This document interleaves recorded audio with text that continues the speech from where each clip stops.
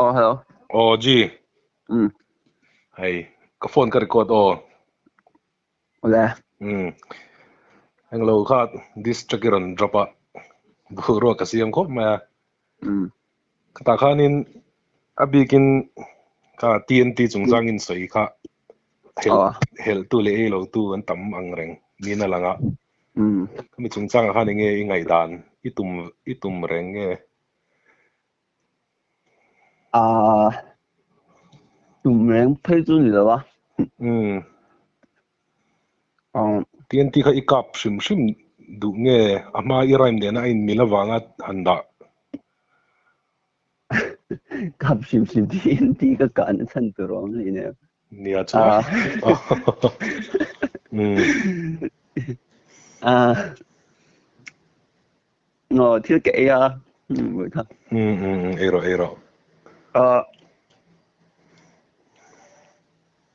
ka metaphor niya gì tu. Anh thì mấy ta. Mi hiện mi hiện anh hodon nghe don lo thì cái in chút rồi phải không mà bằng.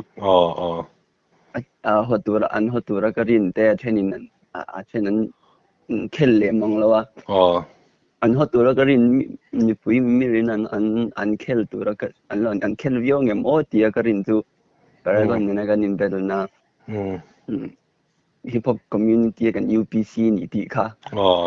mi kha an khel ka ringa tu nang vel bo rock hi om ka ringa se tu ma an se le chung lem le lawa UPC tu poi lo ma se TNT care chu ti lai kha se thiam ta lo ni itum lo dan deuhin min an lo interpret ani mo ni de ber me ba ka mi pakhat in engem model ina thil sei to cham mi zo chu sheve thong nang po schedule dual thil ral khat atanga clear mani achon kan du mi lo min just chon don't judge a book by its cover kan just status kan upload zoom tu hi zang e kan ti se mi dang le thil dang kan va just nai chon kha kan apply them care lo ta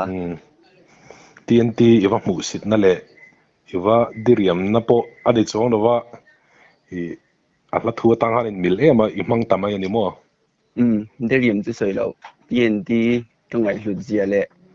fasha tenun ka ve zia hi ke ma po fasha ve thau kan ya chu wang zonin fasha mi sit tu min han chu kha chu anh ấy sẽ thà lắm mà bố cái đó hay anh ấy lâu rồi mình sẽ tiếng sẽ lang cho nên mình họ tu tầm tập hay mình sẽ tiếng sẽ lang cho nên mình ngay sân nhìn cái ring lâu mình không ngay việc lâu pun anh ấy fasha kan ni tia ke min khalai kha i chanchin kha in soi lang ta sa min an hriat cha kan ringa mình sẽ cha miron tiếng lo the box here Victoria min ko matum box here Victoria eng lo sa han itip chiar zo ko sa han ko lo ke ka ka sai double me do na mi po apoi nei nem Victoria podcast ka chuanin min life in zone an ron zo thei che tu nai chuanin tu man zone an ron zo thei si lo che ke ma topinia kaka ole ani chuanin kan sei ma sange ka fasha dan hi chu ke aya fasha hi anom big chuang lawang ti turania tun thleng ka pian tira tanga tun thleng hian permanent address hi kala nei ngai lo shim ti ang chu ni mai ka move kual na sa in son kual na sa zia hi shil tela adi telin shil tela I oi lo nga ni lo tu ti ang mishing na om thei lo ti vel mai thei ni ti vel ani tunge inule pate kanule pa hi la rin zwali le la biak lua nia chung kolam chan chin kha chu ti lu tu bin ka soi thui pe chong lo ta amai ro chu tlang pu ya chon kum som ka ni chang kan chilang che ka om kual na sa ji chu I oi lo mai thei kum som ka ning ko ha ti a ko ma kum ni ko ma delia ka insana go ti kum lang yom ria ma go ha ti ma chung te bula ko om kual ni chu go ha ti ko ma kum ni delia kum khat kom le a chon di shilong ka insan le kum khat kom le chon ai zo la ka lo le ta ai zo la po veng sang a di khang ka insan ko la chon in kum nga ko mai zo la chuan Bangalore ka chuk le a kum khat ko ma Delhi ka insan le Delhi kum nga ko om le a kum nga ko om nuwa Bangalore bok ka insan le a kum khat ko ma Chennai ka insan le kum khat ko ma Bangalore ko om le kum thum ko ma tan 2017 kum top khanai zo ka lo chho le ta ti hen ko om ta ni tu na hian khoi ve angai tu na po hian ramhlun nor ta ko ma ramhlun nor ta ko ma ni ta ka chonin I chung te ve deuh tho ma se ngo angan ta ani an so me ta chi la inu le paten la da mem dam tu da me ani nei lo tin ani mo ani tak chu chumi wang te chu ani em atheist te in tin san pathian om te hi ring lo tak tak ami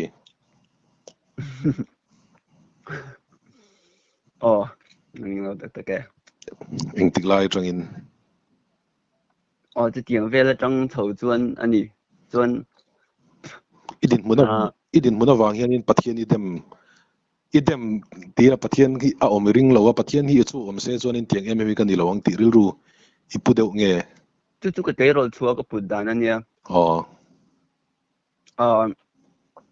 ka tiang khan ka putani ma se mi tam tak chu ti khan be don chang an nia rin lim ka chang an nia an le ta chan chu dang tan na turan nei lo amai ro chu ke chu I science ka lu til ta chuan science chang khanin ka chiang ta or ta ni ka chiang nang mani perspective tang tan thang mi the a se thu hi toi te se fi chi ni lo tiang thu hi tu ni leng soi tham po manga anin he nge ka point se thiam tak tak tur chuan khatuna ka thu soi kha tok lo lo la koi du pol po khatia lo spin off le du pol po han om le chaw don tho ta se langin mi hi chu kan kom chian mai chuan judge lo ila thaber mai ni tro ani Sunday school hi ikal ve shim em in open line kal Sunday school kal vek kal chu vek senior department thlang mo chu ti lai chuan kal mai ba ka pathian thu du lu tu chung ko kha kan ani ve ati mem ka kom ko na chung ko shim extended family ang kan chung ko du lu tu chung ko khati pathian thu du lu tu kom to chuan in fiam thu in an chananga nui dar zawa pathian thu alut nge yang chi khania chu ti hun lai po chuan ka cousins te tan lo in kom lai in twinkling ho in ti na kara pathian thu ngai thla in kalo chi ge chin ani chu wan chuan in thil hi ka chi ga ti me ya hei ril ru no pang chia de wa yang sa tia kha ni lo ril takin ka chi ge kum tel kum som chung kalo ngai to na mi mal taka chale ni ka shet ni min zot ta min zot ta ka jong ka sei ni sei pe in paklo ni ma ani I chen pui te nuna I mu lo wang ani pakhatem chen pui te nuna ka mu lo wang thei ke chu ka ngai dan hi mi nuna he na in hat ve paklo mo til thir dan hi chu po chun ani lu duk thawa I sei po chu dik lu duk thawa mi nuna chuna lang lo ma se an nuna lan le lan lo ka ki to ka kher bak chung lo believe evidence a zo khian ni evidence based world view hi ka ni ka interview top in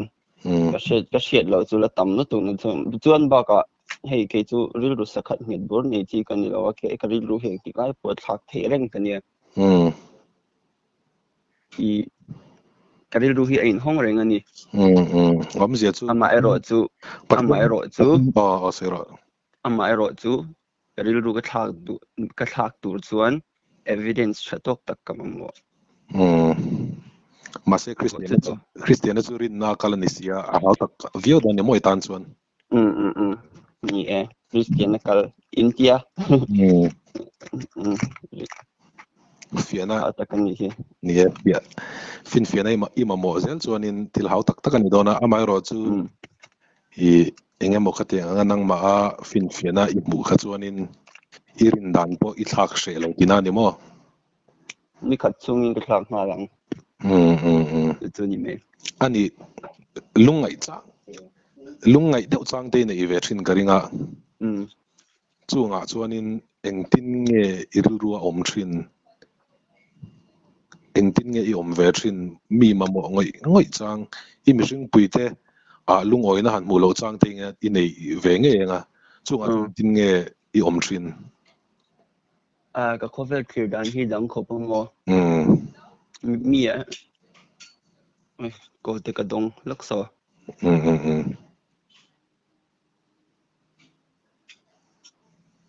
le kalung ngai chang ti me ang lung ngai ni te chu eng wo aom lo the lo ma he tun hu a to hi chuan lung ngai chang han ti a khan he eng mo thil ron thleng thu ta in kan lo ria kan lo se ta mo kan lo chin ri mo thut po ni the a ma se rei hi dai ngai lo a han zu mishing nun le mishing kalphung hi ka sheve thokhat to in ka in sia a ti me ang hei in la sia mi va shila hei hi ne ka tiang hian nun tur ne chu ti kha ti tia mi dang va bridge ni chuang ka ni ngai chuang lo ma chu ke ma hian in I thil kalphung hi ka chiang ani chu ta chuan in ke ma chuan solace ka mu thamon na ka mu hei Christian te na mo sa kho dang poni se sa kho dang jong poni se hei nge thamon na ta hian na thamon na an hong hi ke ma po hian o mani chu in she thiam phak her lo mai the a chu mi thamon na chu khoi atang ron kal nge ni ai shit na le experience atang ani tak chu chuan karon call san ber a chi khan an le la ma kan in bia khanin kha in this day in beef te ka pe lo itiam as district ran drop masa enge chan chu district kan lo wa chu ti mo district kan lo wa punchline stam zok ka khami fa sha punchline thleng khan paragon ne na kan in battle na ka speed ta lo ka leftover ho we ka ti si ho ka three khoma ka ti vel ni ni chuanin marfia okay sneak this line in ngam ni chu omang ai ngai bel tur ting tang bo ai ngai bel don ti po ka shemi pui pon an ring don ti po ka shema se poi ka ti lo ni than chu ta kha chon atong nim ji I she ve thong a ti yang status vel at bo ti khopa min be na sa je le ala nung ra bo ka ti ang kha aron tel sam ta tro I she ma san nung ter ka dot tiran line ron tel le sa mong ti kha ka ti wang han poi lo ka ti me ani ama this tour khan check pakhat thi ka boy pui pe lo sim ti to me ang ma se bar fest ni so din kamil bar sa ka lo nei ve no so wang khanin ka speak to kan me ani kan lo don sundan le mi pui tam zogina an don sundana marfi ran dis na nga khanin an ngai ta vek ta chu nia chu marfi dis na nga an ngai don ti I se sa tro se sa ya poi po ko ti lem chong la chuan yanin marfi a point ron ti let ve che tum le nge nga eng ang chi in bogro khian thenirin timayela eng chen ma thleng lawang mi ron dislet ani pon eng ma ka respond on la katum lo sim achan tu ka distract ani lo so ito angin ase distract ang ngai ani pon apoi ka ti chong lo ron dislet ani pon apoi ka ti chong lo ama ni na aron lang ve lang ka ring distract ron drop to ra hen til personal tak ka se ka check ka khan til personal pakhat ma ba se lo ama lam pang phai tu ma personal til ka se lo rap I rap skills acha lo ke ka cha ti na ang khan ni me cipher zong hian la tu han YouTube pa type la rap cipher ti type la eng po va click la khatiang subject vek khani I'm the best yang ai ning mai ki nang ai ka thalo best an ni ti na tak po ni tuang la je mi dong song ha rappers so culture hi mi zo hin kan nan do ve lu tu ka tun hun tan hian ke chen ha ka thok lo na kin kum som hun an ron thlir le danga thalai lung fing to in an ron thlir le danga tu hing e tung en ye eng en ti hi ron shidon ni henglo rebel tele englo te kan soi da sa ko la chu ko dong sek le nga la azo trap ai de la englo kalau shiat vedanin di tun main SMS tingin di SMS Berlin timi text Berlin in di China chuan sang phone ri voi thak tro nga lo kan voi de wa lai ta kan imanem mani text Berlin di China chuan in Facebook te group in siama in Bel China chuan kami group ka annoy talutuka nang dapit hi idin ta tlema I mumal de ule ka kalidu wangin chu adikem dike hemi Bel hi in lo be na review to ni mo rate 2013 kan ti to chu mi ma po joining group danga ka soi to em ko shelo ka soi to thawin ka shia ka soi kan lo ti hnem to ni mizo group ni lo international tiang group lampang amo ang kan ti ta chon mizo biga khanin kanon suan lu ve ta 2013 a han mi lom po lo members sing chuang kanom mana Facebook group a han chu di chu te chu ni bel hi thil thara ni lova repa chuanin thil bet ve thil om ve reng tu ma tanga lo om ve reng ani mo mizo zinga po ani ve tong chu baka shimshima rap hi kan thiam lo nga ting rapper so ti kai inin ti kher musician dang de po ani ka panin ka lo ten ti ta music hi sports it nen te khin dai la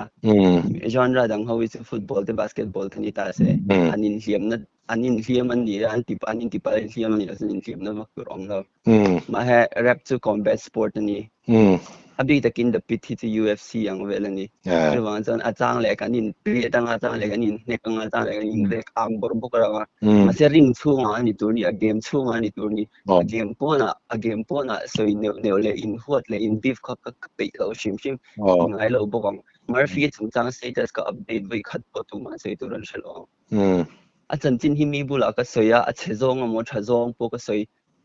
aka ti tak rom mi hian nom chuan cheng sanga ka lo peng ron se ro se tiang vel khop chuan in tan chin hi kang lai sak lo ka ngai tu lo ka sei ngai lo bu min se an cha ka min ron ti pon ka soi pui ngai lo kan rap ti the pit ve ka kan upload rap ti ate po han mi dang khan se an cha ka tu ka ring hat a se ka khop tar chu tiang vel chu ni ka pe ve lo ka tiang ka ke chu a art ka tu ya art angin ka la kami kha an she thian lo mi zo chun art hi kan la she thian lo shim ta art ni na hi kan she thiam lo tu na fasha line te po kha metaphor ani nan kha an she thiam lo TNT le fasha kha ka mu si ta mo ka ngai sa na mo thu kha eng mom lo kha line na han a meaning chu dang de ani ma se metaphor tan te kin thu ma ni min kan ke chu kan veng sa ke kan ni kan veng ke te kan ni ron ti se ke te tak kan ni ani lo ti kan sheng hal ve mà sẽ cái sự như chim chim bạc à min ấy nghe cái downfall chẳng rèn hiền tầm về khó ba tu na mi line vek po kha heta mi tu rapper tu ma shit vak lo in ron soi ta silang chuan inga tan man ngai le chu lo tu nang em hian outrage chuak chuang mi lo tiang vel chuan ya mi hian an shit lo wang an ya shit lo wang hi chuan thil kan ti sol china apoi po ka ti lo na kim zela hun local zela an she thiam vele me tu ra kangai kami line ka chu wang chuan in kami line wang khanin thupa han choi te vak pe tum lo a I outcome tur ka sa in I ti na ni mo ani deuh mai mai ro chuan lo an lo lana aril runat pha nan tak ten lo hmang ani chuan in khat I chita chuan ngai dam ka dil ama ero chu kat lo ngai tu ching lang tu nang hun hi tu nang hin outrage chu don ti she ilang chuan in kati lo mai thei okay an she thiam pha lo tur ni hi ti lo mai ang katia ase ka she lo tak hun lai khan azia lain have fun clever hey to me point clever an ti ve ma thang ti lam phar ngat ta ka ngai tu kati a zong han an la ang ti ha ka ding lo chu ta ani chu so in this should be mana Adolf ale V the 510 upon Michael M. Silo, but this thought. na ka yung salo po na dislet venge ka na dislet venge ya ani po ka piesa den ko umvela indis mas version lo nilo ani hiatro nilawe alo tam ve to vinci ngenge po in pusidi na te ho de polo cup ve to so nin kami ang lawa ka iran so ve tinani ingai do ni mo chuanin ba ka sei ni china ka sei tum ka sei spoon fe talawa I ka insan ko na sat ve zia ka sei ka kanun kal chaudan mo kami ni fang kan social life ka nei lo shim tani Mizoram mai ni lovin pai la ma di kan ko na sa ta ka kanun chan ve do tho pai la ma ko ma chuanin nun pa ngai ka nei ve ngai lo wa chen po ka nei ve ngai lo social life shim ka nei ve lo ngai lo ka puitin hu hian ka nei ve chan do ni me khát tiếng anh đi vắng khăn mi nín khom hi cái sự lâu em mà ni cái rồi live page trên mall tắc hi cái ni me in chung apo hậu bur khá cái nia in hậu nó sát bộ lệ confidence sẽ tụt là cái self esteem low tụt là confidence cái này lâu bộ lệ thì cái tisol nem tụt thì khá min hậu ron free loan chế chol khát tiếng anh salient broken lút tụt ai phải sao hi nôm chung là vắng cái tí tóc chứ nga salient kan ni wang chon meaning khong te hi ka shelo ma dia timeng public figure te kan lo ni chho timeng ve to me ana kan lo ni ve chho tak nuwa te po hian mizo mi puiril ru tur don thiam lo na hei nge an ngai dan tur vat thlir thak lo vati so ka in zir lu tuk tho ta ka thiam ve lu tu to ta ma se ti swal hi kala nei zo ni na po hian in nia ka ti swal chu ni me cái maril ru taka chuanin karil ru dik miawa TNT ka ngai hlut zia le fasate nun ka vei zia chu I kabul nai om te hian an chi chiang kami zia machine na eng mi nge kania ti hi antifoni min mutu te pon karin van anglo hi min tifoni chu wang chuanin khát tiếng anh vàng cái lu dik miao chuanin heta mi dot thu sei vanga ing po lo thleng se kha khan cái lu ati voi pha lo ani TNT hi itlo to shim tlo to cái tlo ngun to mai chu ti mo chuanin tu na po hianin cái chen pa TNT chuak ve tho TNT lo om ve to chin thoin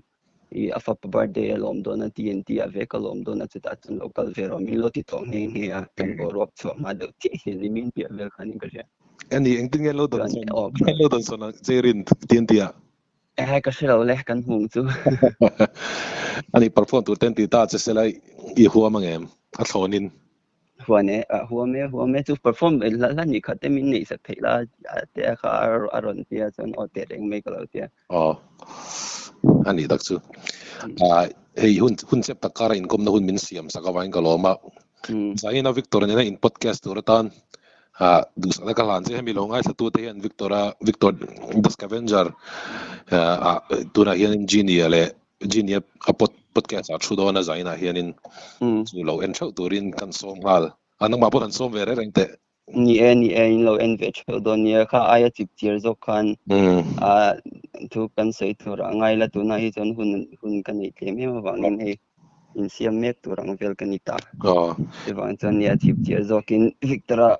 nena podcast kan se speech sun jom turang ngai chon life in zone te pon zo thei ta che ta kha zonin I chang shei nei lem lo wang tro san she tu kan nei om ka shela lo om lu to ke ji ke pole